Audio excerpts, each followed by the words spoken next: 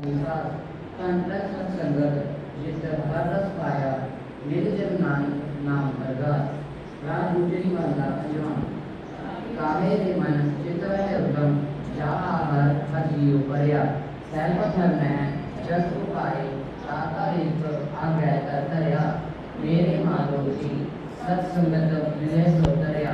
मेरे माधो जी संबोधन शब्द है। मेरे माधो जी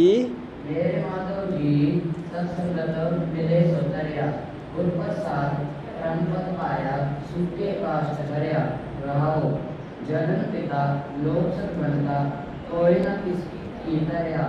इन्हू इकट्ठा पढ़ना। जनन पिता लोक सुत बनिता।